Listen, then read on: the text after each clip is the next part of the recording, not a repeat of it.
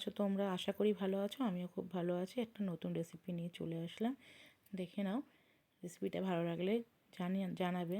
প্রথমে এই লাস্ট সিজনেতে, শীতের সিজনে যে সবথেকে ফেমাস জিনিস হচ্ছে আমাদের পালং শাক। সেই পালং শাকের একটা রেসিপি করছি।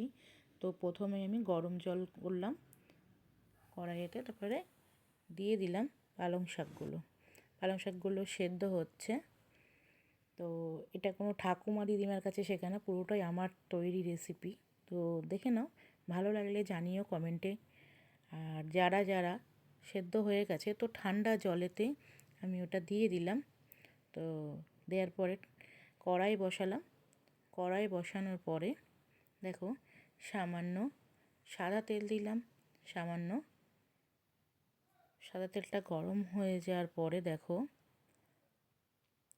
সামান্য সর্ষের তেলও দিয়ে দেবো। তো সর্ষের তেলটা আমি দিয়ে দিলাম।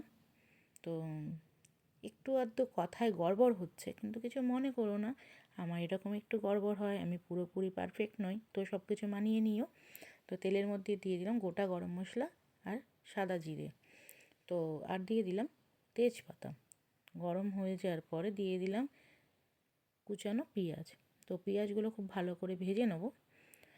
তো দেখে নাও, ভালো লাগলে অবশ্যই কমেন্ট করে জানিও। আর পেঁয়াজগুলো দেখো হালকা লাল লাল ভাজা হয়ে যাওয়ার পরে দিয়ে দিলাম টমেটো। পুরোটাই কিন্তু আমার গোছানো রেসিপি, আমার মনে যেরকম হয় সেরকম আমি বানাই। তো কাঁচা লঙ্কাও দিয়ে দিলাম ওর মধ্যে কিছু। ভালো করে ভাজা হয়ে যাওয়ার পর দিয়ে দিলাম ধনে পাতা।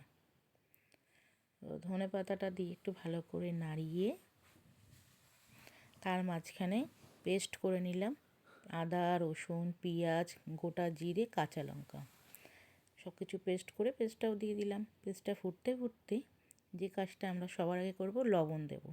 তো লবণটা দিলে কি হবে, যে মশলাগুলো রয়েছে সেগুলো গলে যাবে। আর মধ্যে দিয়ে দিলাম ধনে গুঁড়ো, সামান্য হলুদ গুঁড়ো দিলাম। হলুদ গুঁড়ো ছাড়া তো কোনো কিছুই ভালো লাগে না, সামান্য হলুদ গুঁড়ো না দিলে ভালো লাগে না, তাই দিয়ে দিলাম। আর দিয়ে দিলাম গরম মশলা গুঁড়ো। আর আমি কিন্তু শাহি গরম মশলাটা ইউজ করি, তোমাদের যদি ভালো লাগে তোমরা শাহি গরম মশলাটা ইউজ করবে, দেখো খুবই সুন্দর। তো নাড়ানো হয়ে যাওয়ার পরে আমরা যে পালং শাকটা আমরা সেদ্ধ করে ঠান্ডা জলে দিয়ে রেখেছিলাম, সেটাকে তুলে কিন্তু পেস্ট করে রেখেছি। অবশ্যই তোমরাও কিন্তু এই কাজটা করে নিও। আর চিকেন করছি, দেখো এটা কিন্তু অবশ্যই চিকেনের রেসিপি। তো চিকেনটা করছি, চিকেনটা দিয়ে দিলাম। কষানো হয়ে যাওয়ার পরে, মশলাটা কষানো হয়ে যাওয়ার পরে চিকেনটা দিয়ে দিলাম। অবশ্যই কিন্তু মশলায় তেল ছেড়ে দেওয়ার পরে চিকেনটা দেবে। তো চিকেনটা দেওয়ার পরে ভালো করে নাড়িয়ে সুন্দর করে নাড়াবে। নাড়ানোর পরে দেখবে একটু হালকা হালকা জল ছেড়ে এসছে। হালকা যখন জল ছেড়ে আসবে তখন একটু ভালো করে নাড়িয়ে নেবে। নাড়ানো হয়ে যাওয়ার পরে ওই যে পেস্টটা করে রেখেছি ওই পেস্টটা দিয়ে দেবে।